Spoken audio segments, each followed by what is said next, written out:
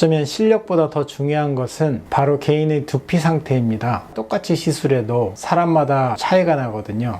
요즘 두피 문신 정말 많이 합니다. 두피 문신은 탈모를 커버할 수 있는 아주 좋은 시술입니다.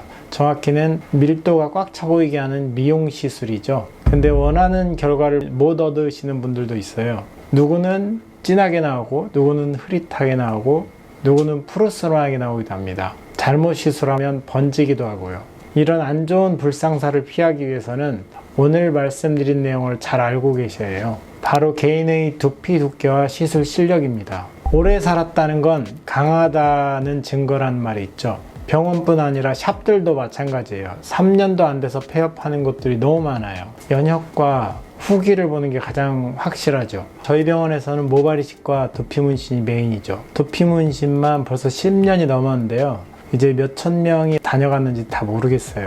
10대 여고생부터 7, 80대 할아버지까지 거의 모든 케이스를 다 해본 것 같아요. 그리고 어쩌면 실력보다 더 중요한 것은 바로 개인의 두피 상태입니다. 실력 있는 시술자가 똑같이 시술해도 두피 상태에 따라 사람마다 다른 결과가 나오고 차이가 나거든요. 왜 사람마다 결과가 다를까? 두피 문신은 표피층과 진피층 사이, 보다 정확하게는 진피 최상단에 잉크를 주입하는 방식의 미용 시술입니다. 근데 많은 분들이 간과하는 사실이 하나 있습니다. 바로 잉크가 들어가는 위치는 정해져 있어도 눈에 보이는 최종 색감은 사람마다 다르게 나타난다는 점입니다. 같은 기술, 같은 장비, 같은 시술자인데 왜 내 건 덜 진하죠? 라는 질문을 종종 받습니다. 결론부터 말씀드리자면 시술 자체의 문제가 아니라 두피 구조적 차이 때문입니다. 두피 피부 상태, 피부 조직의 치밀도 등이 제각각이다 보니 아무리 같은 조건에서 시술해도 결과는 다르게 나타날 수 있습니다.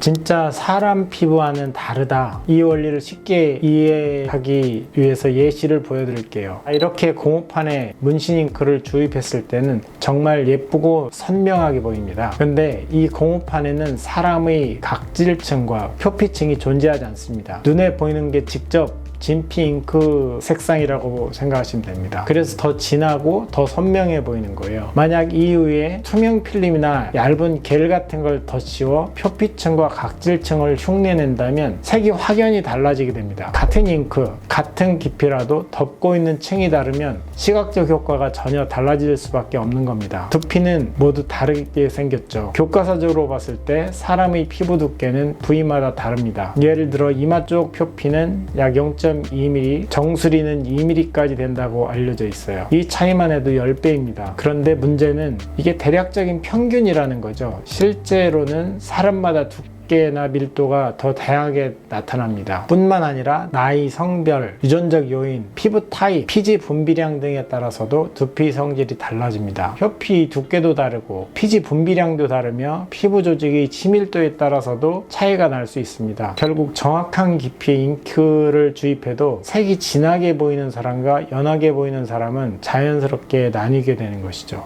잉크는 왜 흐려져 보일까? 처음 문신을 하면 자 보세요. 이렇게 각질과 표피에는 잉크가 있거든요. 근데 이게 짧게는 4주, 길게는 8에서 12주 이후에 완전히 다 탈락하는 거예요. 그래서 진피 상부에 있는 잉크만 남게 되고 그 위에 표피층과 각질층이 덮이게 됩니다. 결국 두피 문신 잉크가 보이기 위해선 각질층과 표피층을 통과해 빛에 반사돼야 합니다. 그런데 이 두 층이 두꺼우면 두꺼울수록 그 통과 과정에서 색이 흐려지고 퍼져 보이는 현상이 생깁니다. 틴달 효과라는 건데요. 이로 인해 까만 잉크도 푸르스름하거나 회색으로 보일 수 있습니다. 빛이 어떤 물질을 투하하게 되면 파장에 따라 빛이 나눠지게 됩니다. 프리즘을 통과한 빛이 무지개처럼 보이는 것과 같은 원리입니다. 백화점 유리 진열장을 통해 보이는 빛이 각도에 따라 다른 색으로 보이는 것이 그 한계라고 보시면 됩니다. 게다가 피부에 주입된 문신 잉크는 조직 내에서 일정 부분 번지면서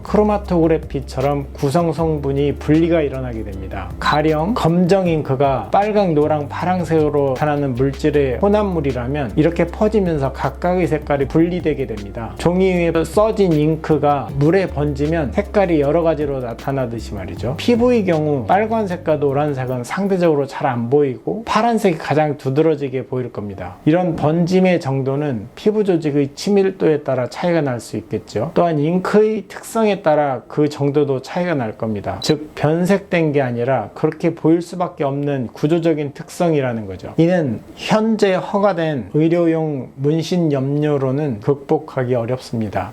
머리카락처럼 보이진 않잖아요. 근데 두피 문신은 어디까지나 시각적인 보완일 뿐 진짜 모발의 촉감이나 볼륨을 만들 수는 없습니다. 따라서 기본적으로 모발이 조금이라도 남아있는 상태에서 비어 보이는 부분을 메우는 용도로 사용될 때 가장 효과가 큽니다. 머리카락이 전혀 없는 상태에서 문신만으로 자연스럽게 보이게 하기는 현실적으로 어렵습니다. 탈모의 경우 하얗게 두피가 보이는 것도 문제이지만 형광등 밑에서 빛에 의해서 반들반들 반사가 된다거나 가늘고 성근 모발이 푹 꺼져서 두개골의 윤곽이 그대로 비쳐 보이는 것도 문제인데요. 두피 문신은 색깔만 검거나 어두울 뿐이지 반사의 문제나 모발의 꺼짐 같은 볼륨감 저하, 두개골 윤곽 등을 커버할 수는 없습니다. 그래서 문신을 아무리 촘촘하게 한다 해도 빛의 방향, 피부 상태, 땀 등 다양한 요인에 따라 한계가 명확하게 드러납니다. 그래서 내릴 수 있는 결론은 하나입니다. 두피 문신은 모발 이식의 효과를 보강하는 시술이다. 실제로 가장 만족도가 높은 사례는 모발 이식과 두피 문신을 병행한 경우입니다. 모발 이식으로 실제 모발의 볼륨감을 만들고 두피 문신으로 그 사이사이 밀도를 채워주는 방식이죠. 이렇게 하면